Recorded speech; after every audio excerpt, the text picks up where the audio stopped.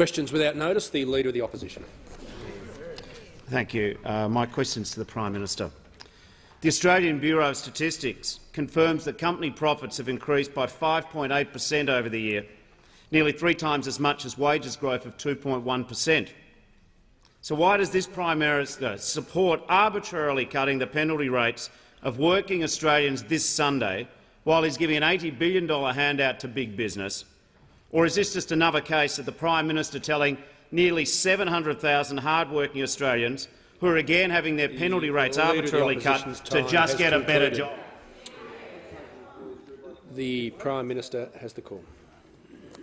Yes, thank you, Mr. Speaker. Well, Mr. Speaker, I can well understand the desperation of the Leader of the Opposition, faced as he is with a challenge from the member for Grayndler, who has laid out his wares, reminded everybody that there was a time when the Labor Party stood for aspiration, stood to encourage people to get ahead.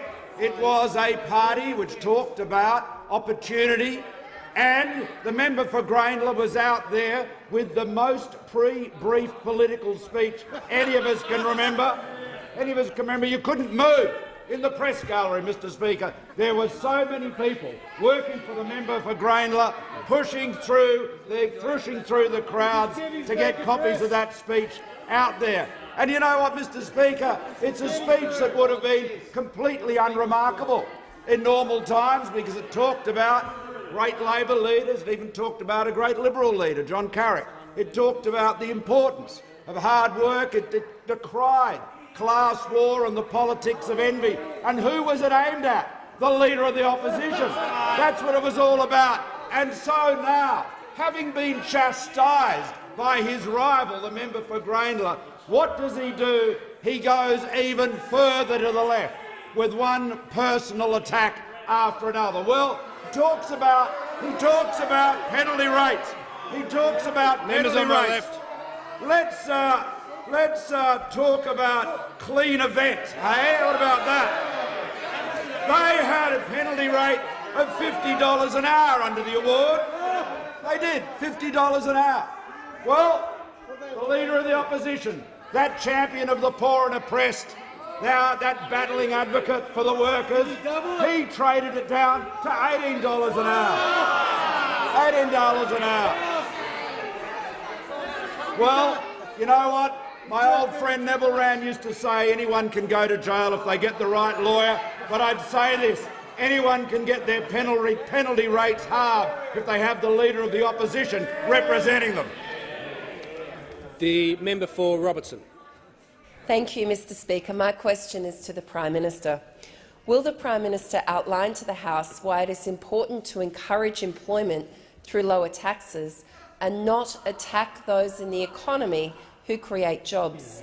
And is the Prime Minister aware of any alternative approaches? The Prime Minister has the call. Thank you. I thank the honourable member for a question. And, Mr. Speaker, our plan for a stronger economy is delivering record jobs growth. Last year, 2017, the highest jobs growth in Australia's history ever, the best jobs growth we've ever seen, and we have 3.1% GDP growth. So we're delivering more jobs and stronger economic growth. And that means you get stronger government revenues, which means we can bring the budget back into balance a year earlier. It means we can provide tax relief to hard-working Australian families so they can keep more of the money they earn. It's their money. Of course, the Labor Party think it's the government's money. The Labor Party has a completely different perspective on hard-working Australians' earnings. They see any tax relief as a giveaway. It's a giveaway. The government is giving money away. Well, it's not, Mr. Speaker. Australians work hard. They are facing rising costs of living.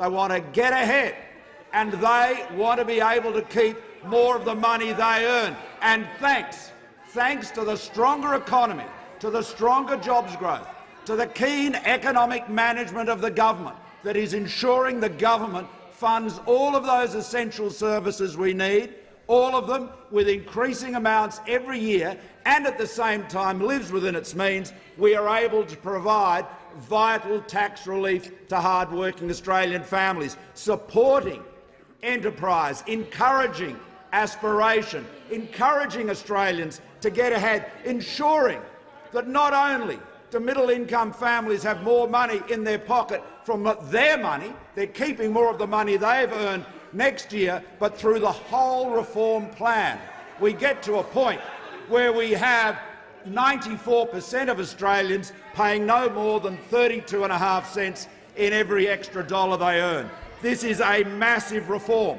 Now, of course, the alternative from the Labor Party is one that is designed to demonise anyone that wants to get ahead. Today, the Leader of the Opposition talked about wanting to encourage people to get ahead who earned, he went $40,000, $60,000, $80,000, $100,000. Well, anyone on $100,000 today is going to be massively worse off under the Labor Party were they allowed to implement their tax scheme, and there's no doubt about that. Labor has turned its back on aspiration. It has embraced the politics of envy and a class war, and the member for Grayndler has called it out. He has called it out. The challenge has begun. Winter, we may be getting to the end of winter, but the member for Grayndler— The Deputy Leader of the Opposition. Thank you, Mr Speaker. My question is to the Prime Minister. When the Prime Minister visited a cafe this morning, did he apologise to the workers who served him his coffee for supporting cuts to their penalty rates? At the same time, he's giving an $80 billion handout to big business. Or is it one rule for the businesses the Prime Minister invests in and another for the workers who serve him? Members on my right, the Minister for Health, the Minister for Urban Infrastructure. The Prime Minister has the call. I thank the honourable member for a question and remind her that just as supporting enterprise and supporting hard-working families getting ahead was always part of the Labor Party's ethos for over a century, but now abandoned by her and her leader. Oh, look, the Labor Party has abandoned us. Any deputy Labor leader that can say aspiration is a mystery to her has lost touch with what the Labor Party used to be all about. And, Mr Speaker, another thing the Labor Party was founded on was the need to have an independent umpire. An independent umpire. That was William Guthrie Spence, founder of the AWU, going right back into the 19th century. That was always the goal, an independent umpire. And in one form or another, it's been part of our landscape for over a century. And what we have here, take the Leader of the Opposition. He said a couple of years ago, he said, I know that for the last 110 years, conciliation and arbitration, the ability to have an honest broker, at the end of the day, hear the complaints, hear the concerns and hear the appeals is what give the workers a voice. Well, the Fair Work considered the matter of penalty rates. It heard everybody, all the parties, and it made a decision. It wasn't an arbitrary decision. It was the decision of the independent umpire. But of course, Mr Speaker, if you talk about arbitrary decisions, what about the way in which unions, in particular the union formerly led by the Leader of the Opposition, traded away one set of penalty rates after another, and all too often did so in return for payments by the employer to the union, which were not disclosed. And when this shocking state of affairs was revealed in the Hayden Royal Commission, and we introduced legislation to do no more than require unions to reveal payments they had from employers to their members, who opposed it? The Labor Party. The Labor Party has abandoned the workers. It's abandoned its values. The mystery of aspiration to the Deputy Leader of the Opposition has not left the Labor Party anywhere but utterly out of touch with the people it was once founded to represent. No wonder the member for Grayndler has had a gutful of his leader. The member for Moore. Thank you, Mr Speaker. My question is to the Treasurer. Will the Treasurer update the House on the importance of encouraging and rewarding aspiration through the government's personal income tax cuts? And is the Treasurer aware of any alternative views that would undermine aspiration? The Treasurer has the call. Thank you, Mr Speaker. I thank the member for Moore for his question. This year's budget was a plan for a stronger economy, and that plan is working. More than 1 million jobs have been created since we were first elected. We had record jobs growth last year, Mr Speaker. Economic growth through the year, 3.1%, back up on top of all advanced economies in the world today. And a key part of that plan for a stronger economy, which is working and we need to stick to, is lower taxes. Lower taxes to ensure businesses are more competitive, and lower taxes to ensure that Australians who go to work today and every day and go and pay their taxes have the incentive to keep going and doing that. Our plan for personal taxes is that they be lower, that they be fairer and that they be simpler, and now they are legislated, Mr Speaker. They have been legislated by this parliament, so all Australians who are working and paying taxes today and in the future can go into this next decade, a decade where there is a plan for a stronger economy and also a decade where they know that they will be paying less tax than they otherwise would be. And what that says to families and what that says to people who are going out there and working hard, Mr Speaker, is that they can plan for their future with confidence. We have laid out a long-term plan, so they know where as a government we're going, and we've got the backing of this parliament to ensure that that plan is in place. So they have the incentive, so they have the reward, and that they have, Mr Speaker, the opportunity to go and realise those plans of theirs. People who have plans, Mr Speaker, have aspirations. That's what they have. They have aspirations for themselves, for their families, Mr Speaker, and they have those plans. And what we have done by ensuring that our personal tax ban has been legislated is that they can give effect to their aspiration now, and they can set themselves on that course, and they can have that encouragement. That plan that deals firstly with lower and middle income earners. That plan that then deals with bracket creep. That plan that deals with a simpler tax system, which means that 94% of Australians will not pay a marginal tax rate greater than 32.5 cents in the dollar. Now, if we had not done that, if we had not legislated that, that figure would have been 63%, Mr Speaker. And what that would have meant is a paramedic today working and earning around $80,000, not only will they get $530 back on their tax refund, they will get $3,740 better off over the next 7 years, and importantly, that paramedic will never face a tax rate at a marginal rate of 32.5 cents or more. 32.5 cents will be as much as they will pay under the plan that we've had legislated, but not under the plan of those opposite. Under the Labor Party, that paramedic will face a 37-cent tax rate. They will pay higher taxes. And what the Leader of the Opposition is telling Australians is he wants to put $70 billion of higher taxes, vote Labor, pay more tax. That's his message. That's not the message of this government. The member for Canberra. Thank you, Speaker. Speaker, my question is to the Prime Minister. Company profits increased by 5.8% over the year, nearly 3 times as much as wages. So why does this Prime Minister support cutting the penalty rates of nearly 700,000 working Australians by up to $77 a week, while he's giving an $80 billion handout to big business?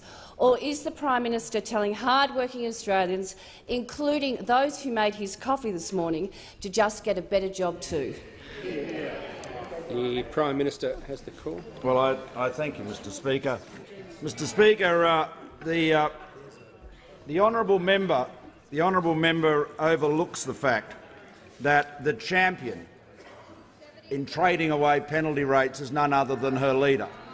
Nobody has been more consistent in trading away penalty rates than her leader, and he did so in return for secret negotiations with the employer. That's it. That's it. The independent umpire, which the Labor Party was founded to support and maintain, which was being lauded and praised and defended by the Labor Party again and again. I mean, at one point,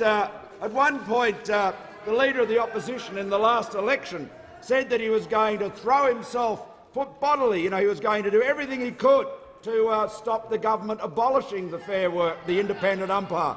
We had no more plans to do that than we did of selling Medicare. It was another Labor scare. But the reality is this. The member for Bruce is warned. He says only Labor can be trusted to stand up for the independent umpire. Well, now they want to junk the independent umpire. You can't have it both ways. You can't support an independent umpire and then abandon it, disown it when it makes decisions that you don't agree with. The Leader of the Opposition sold out workers on one agreement after another. The most notorious case was Clean Event, where the overtime award rate was $50 an hour, and he negotiated it down to $18 an hour. And after the Leader of the Opposition left the union to come into Parliament, Clean Event, in order to maintain the arrangements with the AWU in Victoria, paid the union $75,000, undisclosed to the members of the union. And when we wanted to ensure that members knew what was going on and introduced legislation to apply a bit of sunlight, who opposed it? The Labor Party. They have abandoned the very people for whom the Labor Party was founded to protect. No wonder the member for Grainler is disgusted with this turn of events. No wonder the member for Grainler has set out his challenge, a return to the values of Tom Uren and the Labor Party in challenging the pathetic class war and hypocrisy of the Leader of the Opposition. The member for Melbourne. Mr Speaker, my question is to the Minister for the Environment and Energy.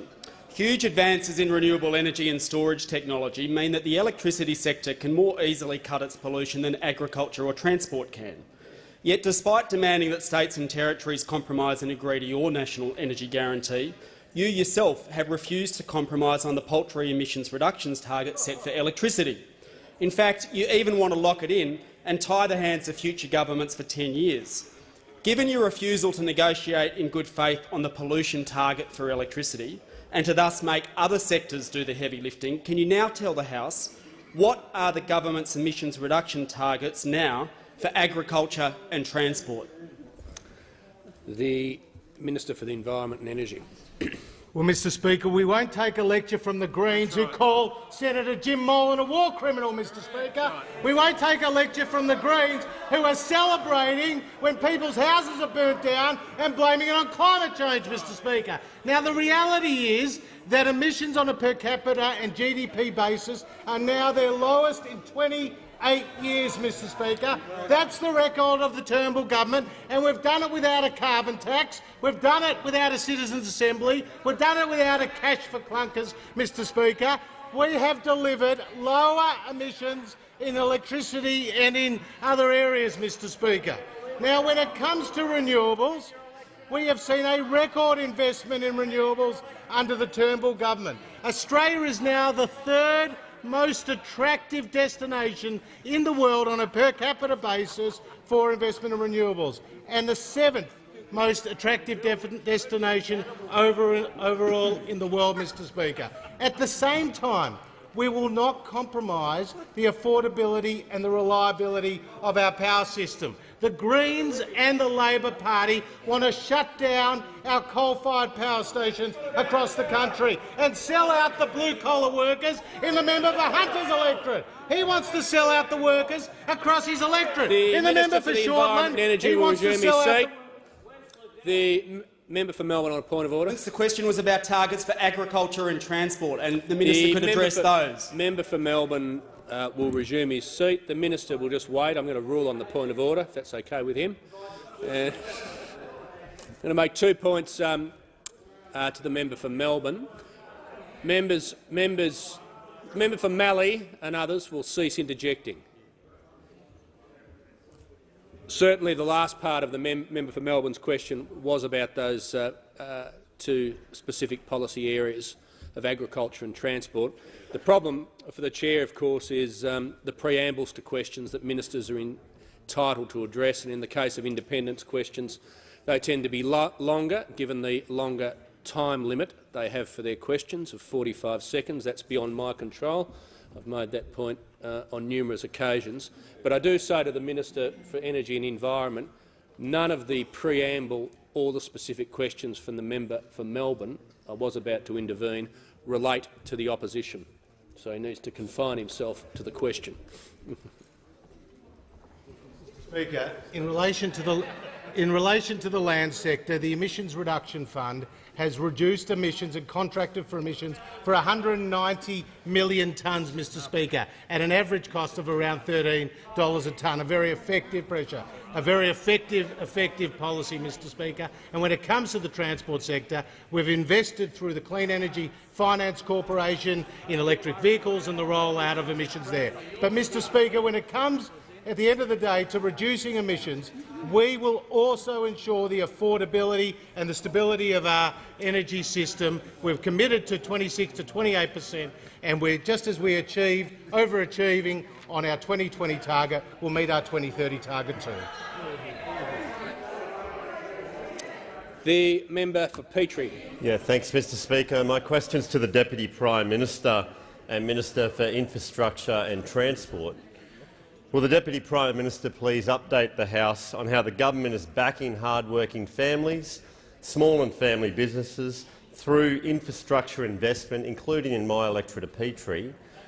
And is the Deputy Prime Minister aware of any roadblocks to jobs and economic growth for regional and outer metropolitan Australia? The Deputy Prime Minister has the call. Thank you, Mr Speaker. The member for Grayndler is very noisy today. He was very noisy late last week too, probably with good reason. But Australians work hard.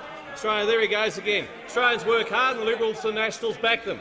Jobs, tax relief, aspiration. That's right. This is what the government is all about. It's what the member for Petrie is all about, and we are delivering. It doesn't matter where you live, whether you're paying income tax or company tax as a small business. We have your back. We want to make it easier for you. The member for Petrie is a passionate advocate for the people in his electorate in the outer suburbs of Brisbane, and he understands the unique and important role that regional Australia plays in our economy. He's part of a government which put those people first with income tax last week. People in Petrie, people in Proserpine, people in Peak Hill in my electorate, people in Parramatta, people in Port Adelaide. They're the people we want to put first in our once-in-a-generation income tax relief. From 1 July, low and middle income earners will start to see the benefits of tax relief as the new financial year starts. We know that these Australians in our suburbs and in our regions are needing the tax relief the most, and we are the government who is delivering it. We've delivered it. People such as Danielle from Bald Hills in the member's electorate as a young worker, she will be one of the first to see and reap the benefits from the tax relief. She can help pay her bills that much easier and maybe even have a little bit left over to spend in her local economy. The member for Petrie ran a small family business before his election, and he backs the millions of Australians who work in these type of businesses each and every day. He knows how hard it is to run a small family business. He understands it. I know you people opposite don't, but he does, and he wants to make it easier for them, Mr Speaker. Families and small businesses need infrastructure investment to help them grow too. In outer Melbourne, metropolitan and rural and regional areas, investments such as the Bruce Highway upgrade, the Deception Bay Road interchange upgrade, $13 million in Roads to Recovery funding and the budget commitment to the Beerburrum to Nambour rail line. Team Queensland is very much behind that project. They'll benefit from the people, for the people of Petrie. This is delivered thanks to the good economic management of the Liberals and Nationals, the Turnbull government. Yet we compare this track record with that of those opposite. It's not a pretty sight. It's not a pretty sight. When we cut income tax for every working Australian, Labor said no. When we helped deliver historic small business tax cuts, Labor said no. When we helped create 1 million jobs in 5 years, what did Labor do? Sat on its hands, said no. The people of Petrie, people of Proserpine, people of Peak Hill, they know that Labor is opposed. They know that to them getting ahead. They know the Leader of the Opposition is the biggest roadblock to their success, and they know that the member for Grayndler knows it too. The member for Isaacs. Thank you, Mr Speaker. My question is to the Prime Minister. I refer to reports the Prime Minister will personally benefit from his $80 billion handout to big business through his investments in dozens of big businesses. Can the Prime Minister confirm that through at least 15 of his 39 managed funds, he invests in 18 businesses that have a turnover of more than $50 million and an additional 14 businesses that have a turnover of more than $1 billion per year? Can the Prime Minister confirm how much these dozens of big businesses will benefit from his big business tax handout? The Prime Minister has the call. Well, I thank the honourable member for his question. As I've described to honourable members before, Australians know my life story. It's hardly a secret. Over the course of my life, Lucy and I have worked hard. We've had good fortune, and we have paid tax, paid a lot of tax. We've given back to the community, and we have been able to Members achieve on my left. a great deal. And there was a time when the Labor Party would have certainly welcomed that. Many Australians seek to work hard. Most Australians, vast majority of Australians, seek to work hard and get ahead. And when they do, they pay their tax, they contribute to the society. Historically, both sides of politics have welcomed that, but apparently not any longer.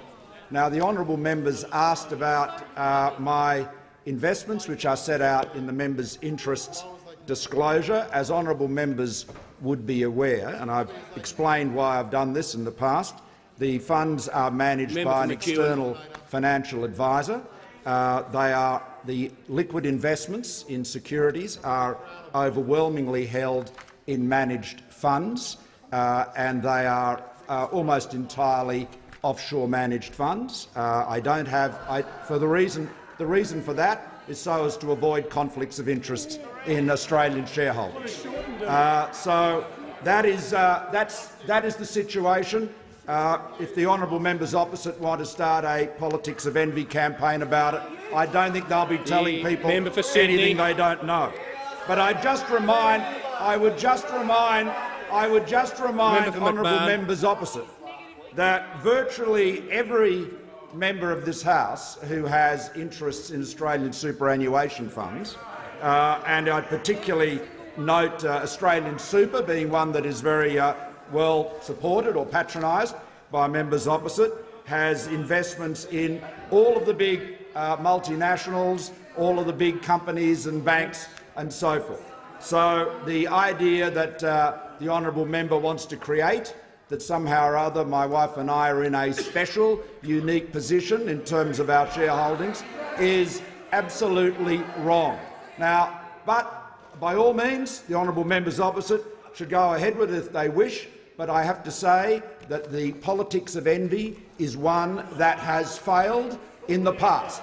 Labor leaders with success have united Australians and have called on Australians to be optimistic, to be ambitious, to look forward and to aspire. Australian Labor leaders who have been successful have talked about the values that the member for Grainless.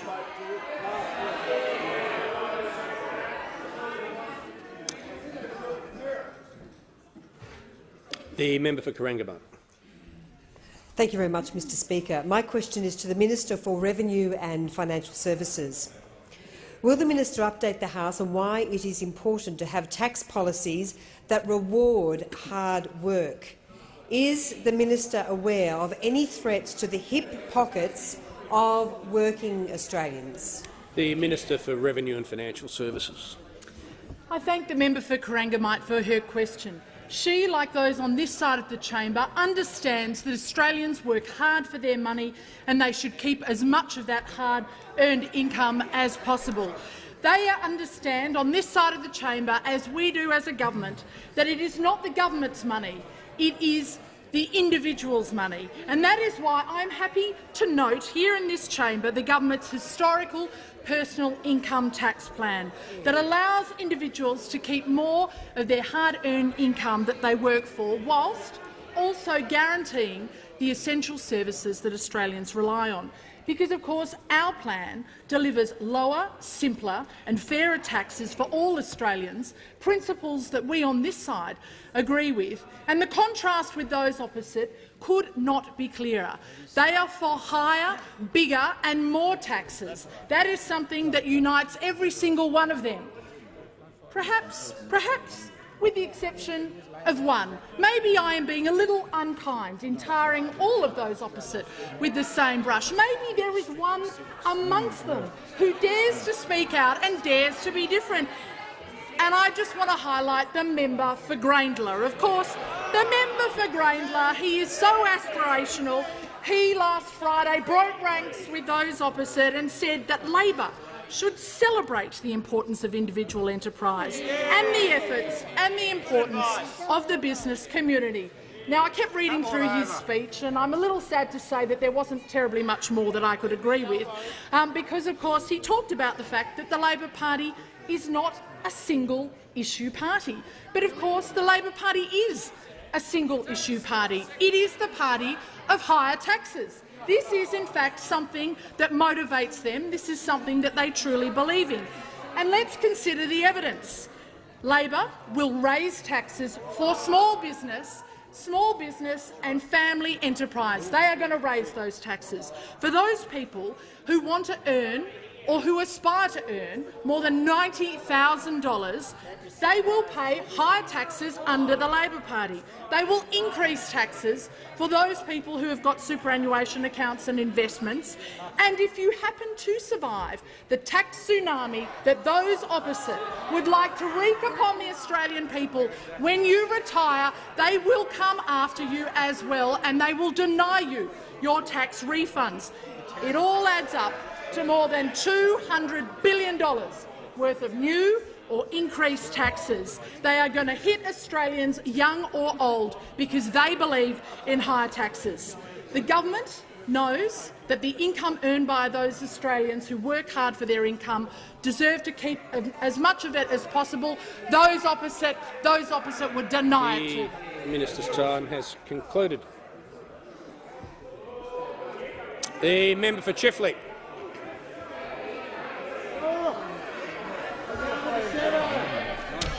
Speaker, my question is to the Prime Minister. Last week the government told 8,000 workers losing their job at Telstra that, quote, these things do happen.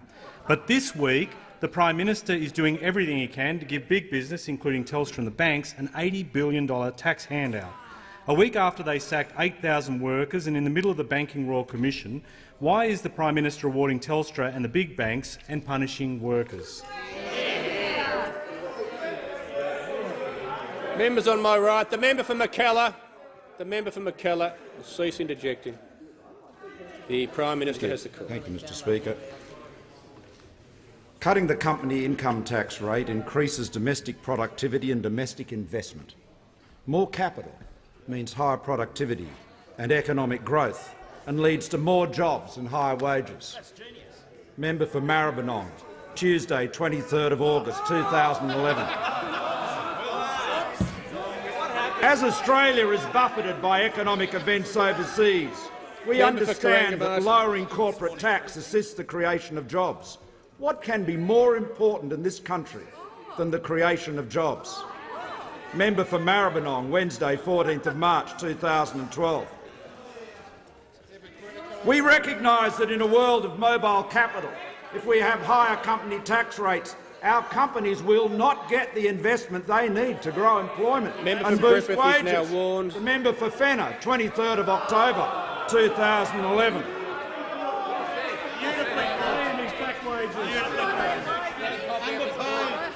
If you are helping economic growth, then you are helping the wages of working people.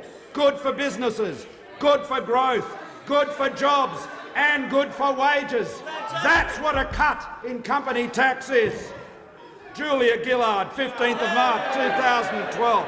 Really, Mr. Speaker, the Labor Party has now decided that there is no connection between lower company taxes and jobs. Every single Labor Party leader, including the gentleman opposite, has said precisely that. Lower company tax means more investment, more jobs, higher wages, stronger economic growth. Paul Keating set that out in his policy speech in 1993. And it was the Leader of the Opposition, the member for Maribyrnong, who 20 years later described Paul Keating as an economic genius for the way he took on the realities of the economy and was prepared in the manner outlined by the member for Grayndler to embrace business and recognise that business is the engine room of jobs. The Leader of the Opposition and the Labor Party of today, much to the dismay of the member for Grayndler and so many others, has abandoned the very people it was founded to protect. The member for Leichhardt.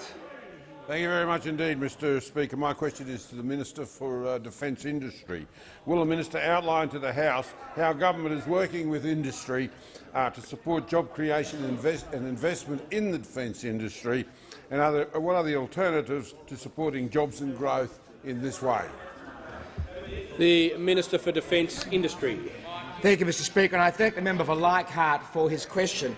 Mr Speaker, the government is focused on supporting aspirational Australians. We're focused on securing our nation's defences and in the process creating as many jobs as possible, jobs and investment, jobs and growth across the defence industry, and it's working. It's also working in the member for Leichhardt's electorate in particular. To do that, Mr Speaker, we know that we have to cooperate with businesses large and small. We know that we have to recognise that not every worker is a member of a union. It's not 1950 anymore, Mr Speaker. And we recognise, of course, that Australians are inherently aspirational, as they were, as was understood by the Hawke-Keating government, Mr Speaker. Now, does that sound familiar? It does. Does that sound a bit familiar? Well, it's all contained, Mr Speaker, in this speech. This is the bloodied dagger, Mr Speaker. The bloodied dagger masquerading as a speech from the member for Grayndler plunged into the chest of the Leader of the Opposition, Mr Speaker. This is the speech, Mr Speaker, in which the member for Grayndler has staked his credentials as the next leader of the Labor Party. Make no mistake, Mr Speaker, he is still holding out. He's still pretending that the Labor Party has a place for aspiration in it. He's the Lieutenant Onoda of the Labor Party caucus, Mr Speaker. He's refusing to accept that the Hawke-Keating legacy has been abandoned by the Labor Party. He's darting from one ALP event to another between rubber chicken and party pies and pasties, Mr Speaker, giving a speech here, dropping a column there, trailing his coattails so that the Labor Party know that they have an option in the member for Grayndler, Mr Speaker, using the traditional tactics of the guerrilla jungle warrior, Mr Speaker, appearing and then disappearing again. But it's OK. We're not going to let him go. We're not going to let him disappear from view. We're going to make sure the member for Grayndler stays front and centre, Mr Speaker, like a ninja warrior. We're going to make sure that he gets every opportunity to promote his aspirational agenda for the Labor Party, Mr Speaker. Unfortunately, though, I have bad news for the member for Grayndler. The bad news is that the Leader of the Opposition is not interested in this alternative agenda. He's decided he wants to have a war on business. He wants the CFMEU to be at the cabinet table in a future Labor government. He wants to reject the aspirations of Australians and also reject the Hawke-Keating legacy.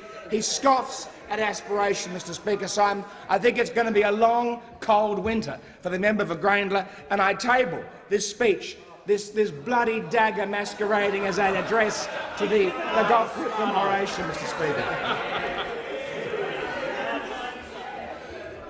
I thank the Leader of the House for that. I'm not sure he would have given leave to have it tabled if it was on the other side, but that's the Leader of the Opposition. Thank you, Mr Speaker. My question is to the Prime Minister. In the last month, the Commonwealth Bank was fined $700 million for repeated breaches of anti-money laundering and counter-terrorism financing laws. So why is the Prime Minister this week trying to cut a deal with the One Nation political party to reward the same big banks with a $17 billion handout? The Prime Minister has the call. Well, thank you, Mr. Speaker. The major bank levy, of course, demonstrated in last year's budget demonstrated the government's commitment to ensuring that the banks paid a fair contribution for the protection they have for the implicit guarantee they get from government. And that's a very, very substantial charge on them. The case for reducing company tax is a case for Australian workers. Every other Labor leader, including the honourable member opposite, has understood this. The member for McMahon has wrote a whole book about it. The fundamental question is one of competitiveness. Do you want Australian businesses to be competitive? If they're not competitive, they won't be successful. In order to be competitive, they have to have a competitive tax rate. The United States has moved down to 21%. France has gone to 25%. The UK is below 20%. Are we seriously going to maintain the proposition that Australian businesses will be competitive in a global environment with the highest company tax in the OECD? Plainly, every other Labor leader has recognised that. Paul Keating, the former Prime Minister, said himself, and I'll just conclude with this quote from his 1993 policy speech. He said, "We lowered the company tax rate from 39% to 33%, providing Australian industry with a business tax system competitive with any in the world," as it was at the time.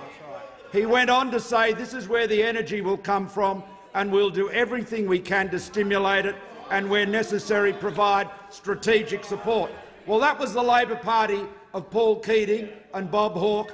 The Labor Party of the member for Maribyrnong is one denying economic reality, built on the politics of envy and trying to divide Australians rather than unite them. Successful Labor leaders have united Australians, and they've done so on the basis of optimism and aspiration. They haven't sought to divide them on the basis of envy. The member for Cowper. Thank you, Mr Speaker. My question is to the Minister for Home Affairs. Would the minister advise the House of the importance of strong and consistent measures to secure our maritime boundaries? Is the minister aware of any ideas that could destabilise our strong border protection system? The Minister for Home Affairs. Minister for Home Affairs has the call. Thank you very much, Mr Speaker. I thank the honourable member for his question. And, Mr Speaker, it's now been 1,429 days since we have not seen a successful boat arrive in this country, and that's a significant achievement. We've turned back over 30 boats. The reality is, Mr Speaker, the people smugglers have not gone away. Many of them are lying dormant, I suspect, waiting for the outcome of the next election to see whether or not Mr Shorten is elected, whether or not the Leader of the Opposition is elected Prime Minister, and then they will be back into it like there is no tomorrow, Mr Speaker. But I suppose what they're asking themselves is whether or not the member for Grainler will be the leader of the Labor Party by the time of the next election.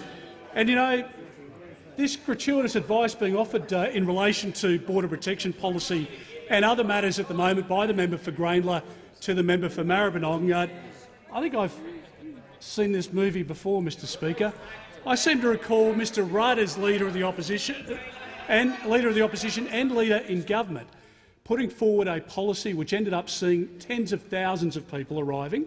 Remember, he tweaked the policy settings from John Howard when he was in government, and this flood of boats came through. Tragically, 1,200 people drowned at sea.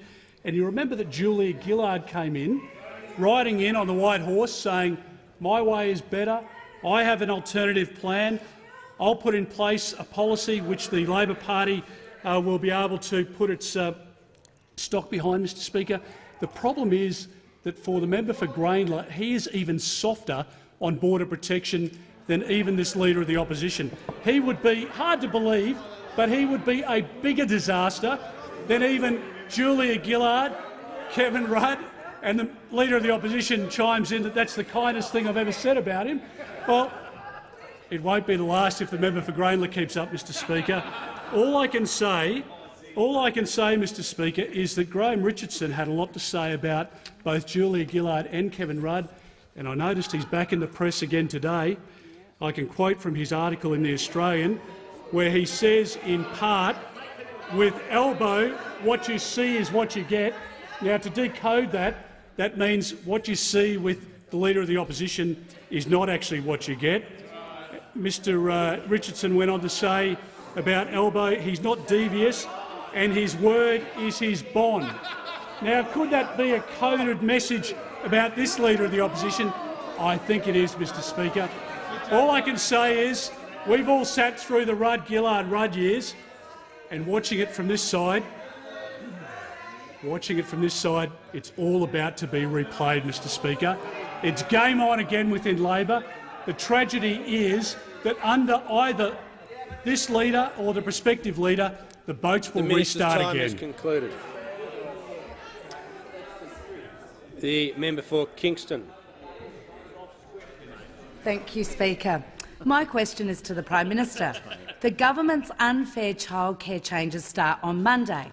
Why is this Prime Minister cutting childcare payments for 279,000 families on Monday, including over 2,200 families in Longman, while giving a $17 billion to the big banks? The Minister for the Environment and Energy. Well, thank you, Mr Speaker. Well, I can inform the House that when the Labor Party was last in office, childcare fees went up by 53%, Mr Speaker.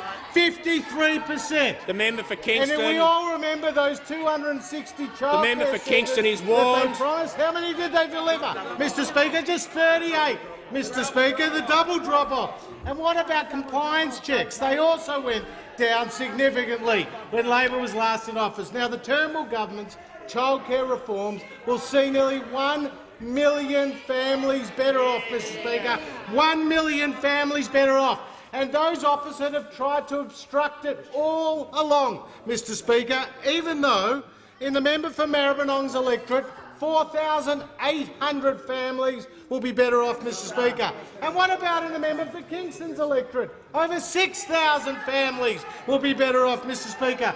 We will increase the subsidy for 370,000 families whose income is just over $67,000 a year. Will increase the subsidy from 72 to 85%, Mr Speaker. Will encourage more than 200,000 families to re-enter the workforce or to take up greater workforce participation, Mr Speaker. And the hourly rate caps, that was a recommendation out of the Productivity Commission, is designed to put downward pressure on fee growth, Mr Speaker. So at the end of the day, whether you're one of the 3,000 families in Braddon who will be better off under the Turnbull government's childcare, or the more than 7,000 families in Longman, Mr Speaker, who will be better off under the Turnbull childcare families, always, when it comes to the Labor Party, don't look at what they say, look what they did. And they put up childcare fees where we are creating more opportunities for families right across the country.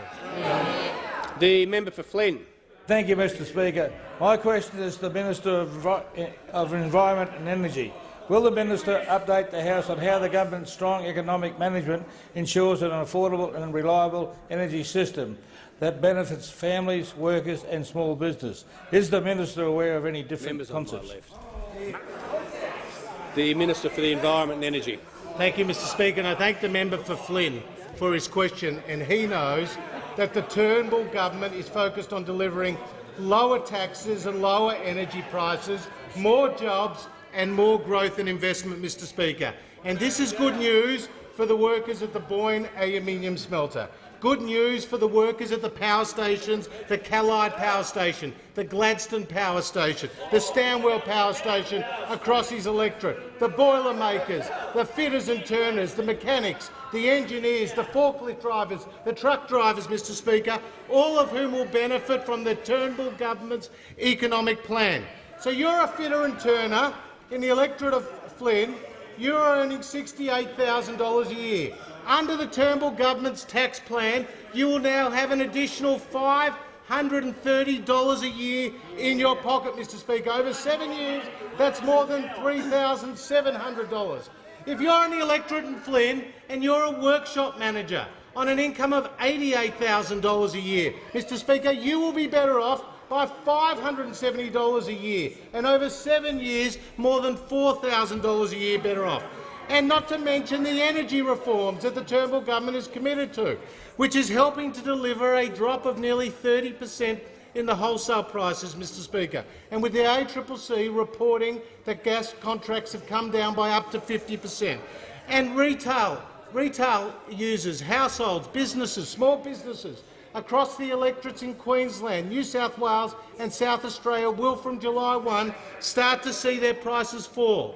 And a growing retailer in Australia, Powershop, just today announced its new prices, Mr Speaker. Households in Queensland will see an 8.6% drop, Mr Speaker. That's worth $140 a year to them. In New South Wales, they'll see a 3% drop, Mr Speaker. If you are a small business in south-east Queensland, in Brisbane, in the Sunshine Coast or in the Gold Coast, with Powershop's announcement today of a 14.6% drop in power prices, Mr Speaker, this is worth to you more than $1,400, Mr Speaker. If you're in New South Wales with Powershop, today, as a result of their announcement, you're a small business, a pie shop, for example, Mr Speaker, your prices will drop by 8.8%, Mr Speaker. That's $970 worth to the pie shop owner, Mr Speaker. So, Mr Speaker, we are committed to a more reliable and affordable system. Under the coalition, lower power prices is not just an aspiration, it's a reality. And under the coalition, you'll always pay less for your power bill than you will under Labor. The member for McMahon. Thanks very much, Mr Speaker. My question is to the Treasurer. The Bank of International Settlements stated overnight that financial vulnerabilities have been rising and that household credit as a ratio to GDP remains at historically high levels in Australia, and that now is the time to rebuild policy buffers. Won't the locking in of long-term tax cuts for big business and high-income earners mean that if a downturn hits, instead of investing in jobs, this government will again cut schools, Medicare and pensions in Australia? The Treasurer has the call. Thank you, Mr Speaker. A stronger economy. That's what provides the resilience for Australia, Mr Speaker. A stronger economy is what guarantees the essential services that Australians rely on. A stronger economy keeps Australians safe, Mr Speaker. A stronger economy is what takes our budget back into balance and has ensured that in this year net debt turns around, and over the next 4 years net debt will fall by $30 billion, and over the next 10 years it will fall by more than $230 billion. A stronger economy is what gets these results. A stronger economy is what gives Australian jobs the resilience they need to ensure they don't lose them in the future, Mr Speaker. I'll tell you what a risk is to the Australian economy: more than $200 billion in higher taxes. That's what the Shadow Treasurer's alternative. His alternative approach to managing the Australian economy is to take an enormous chunk of tax and just throw it on top of the Australian economy and think it'll have no impact whatsoever. Higher taxes for small businesses, medium businesses, large businesses, family businesses, higher taxes for retirees, higher taxes on superannuation contributions, higher taxes on housing, higher taxes on investment, higher taxes on personal income tax. He thinks that is the recipe to grow your economy, Mr Speaker. He has no idea. The Minister of Revenue is absolutely right. The Minister of Revenue is absolutely right, Mr Speaker. More than $200 billion in higher taxes and then lumping another $70 billion on in higher personal income taxes. That's what they're saying to people out in Longman, down in Braddon. They're saying vote Labor and pay more tax. That's the Labor way, Mr Speaker. And so, when it comes to guaranteeing Australians' prosperity in the future, you don't get there by increasing their taxes. I mean, just think through the logic.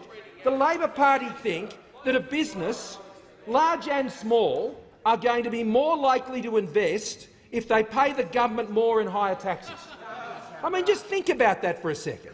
I'd encourage them to think about that for a second. I mean, how does an Australian business, large or small, compete with a business overseas, in France, in the United States, in Tokyo, in London, in Singapore, all of whom are paying lower rates of tax, Mr Speaker, lower rates of tax, lower take rate. We will have the second highest corporate tax rate in the OECD, Mr Speaker, if we do not pass these tax changes to make our businesses more competitive. You want to talk about the big end of town? The Leader of Opposition is supporting the big end of town in the United States, in Paris, in London, in New York, in San Francisco, in Singapore, all over the Western world and further.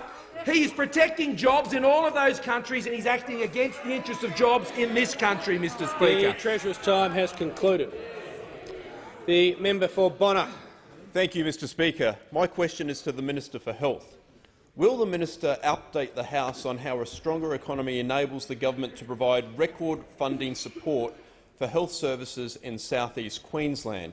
Is the minister aware of another approach to the funding of health services? The Minister for Health. Thank you very much, Mr Speaker, and I want to thank the member for Bonner, who, before coming to this place, was very successful in small business and has brought that same hard-working approach to his own electorate of Bonner. One of the things he knew, though, is that you can't be successful in business and you can't be successful in the economy unless you have a plan.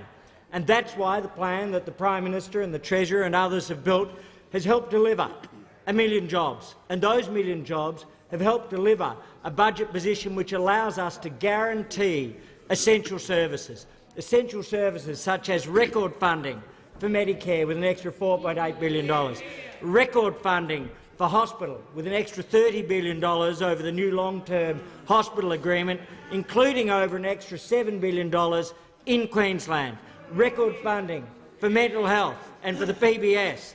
And what we also see is that it allows us at the local level to work on supporting drug and alcohol programs to deal with addiction and to provide hope and opportunity. In his own electorate, he's fought for and been able to secure 2 important local drug action teams with the Blue Light Association and the Schema Action Team. More importantly, even than that, though, is when you look right across Queensland, what you see is a major increase in hospital funding. And this increase goes from what it was under Labor of $2.7 billion in 2012-13 for Commonwealth funding to over $4 billion now and heading to $6.5 billion over the course of the coming years. And what that means is more services, more operations and more ability to provide the people of South East Queensland with what they need. But I'm asked whether there are any alternatives. And I saw an online petition on the weekend from Queensland Labor. And what that Queensland Labor petition said was, stop the cuts to the Caboolture hospitals. Stop the cuts to Caboolture hospitals. And so I checked the figures, and what I found was this, that federal funding to the Metro North area, that includes Caboolture Hospital, went up by $120 million in the last full year alone. $120 million. And yet, the very people who put out this petition about Caboolture Hospital, Queensland Labor, what did they do? They cut their own funding to their own hospital by $21 million. So 2 things come out of this. One, Labor cannot be trusted. Labor cannot be trusted. And secondly, Labor cannot manage the economy. And if you can't manage the economy, you can't manage health. The Leader of the Opposition. Thank you. My question is to the Prime Minister. Under this Prime Minister, gross debt has crashed through a record $500 billion. Does the Prime Minister agree that Australia has very high levels of debt and very high asset prices? And does the Prime Minister agree that this is the #1 domestic risk to our economy? And isn't this the worst possible time to lock in a 10-year, $80 billion business tax giveaway, fuelling national debt? The Prime Minister has the call. Speaker, the government under the member for Warringah inherited a shocking debt situation from Labor in 2013. We inherited a structural deficit which it has taken years to turn around. Net debt is peaking this financial year. It has a few days left and will peak as a share of GDP in this current financial year and then decline year on year over the following decade. to under 4% of GDP. We have turned the corner on debt. Now, the honourable member referred to asset prices. Let me remind the honourable member that one of the many economic threats he poses to the Australian public and to Australian families is his attack on the savings of retirees, a shocking, shameful assault which is going to force so many of them to sell out of their investments to avoid having the franking credit snatched away from them. And of course, that's not to speak of his campaign against property investment. He's going to increase capital gains tax and abolish negative gearing. Well, the largest single asset class in Australia is residential property. It is already softening. Many people would say that is a correction that was due. Well, it's everything is good in moderation, I suppose. But what do we think the impact of a ban on negative gearing is going to have on a softening residential property market? The Labor Party will smash the savings of Australians. It will smash into the value of the largest single asset class. And you know what, Mr Speaker? That is their avowed intention. The Labor Party is a massive threat to the savings, to the futures, to the prosperity of all Australians. The Leader of the Opposition seeking to table a document. Yes, I seek to table the comments of the Reserve Bank of Australia, Governor Philip Lowe, where he says very high levels of debt and very high asset prices are the #1 domestic risk. I just thought the Prime Minister would like to learn. Is leave granted? There you go. Leave is not granted. The member for Latrobe. Mr Speaker, my question is to the Minister for Small and Family Business, the Workplace and Deregulation. Will the Minister update the House on how the government's plan for jobs and growth will continue to benefit small businesses around Australia? What are the risks to business posed by alternative schemes? The Minister for Small Business.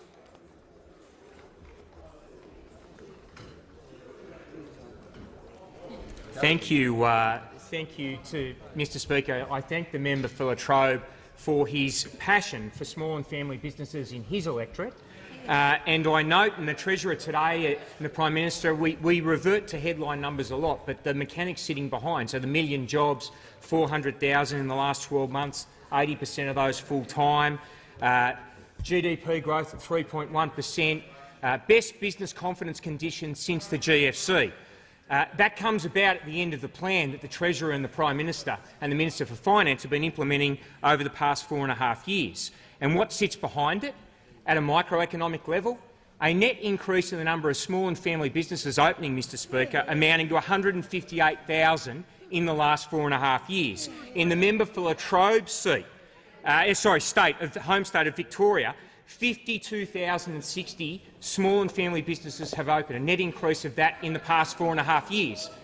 20,000 of those in the past 12 months. Of that 1 million jobs, just north of 1 million jobs, 366,000 of those have come from the member of Latrobe's home state, over a third. What is happening, Mr Speaker? At the end of tax cuts, at the end of confidence, comes businesses opening and employing people, businesses reinvesting in themselves, small and family business operators taking on bank debt, backing themselves and employing people. What is the threat to that? Last Friday we saw the latest addition to the CFMEU's record, now past $15.2 million in fines. And the plan, the Leader of the Opposition and his secret deal with the CFMEU puts at risk everything that has been put in place. In the construction sector alone, in the past 12 months, there has been 50,000 jobs created by small and family businesses in Victoria.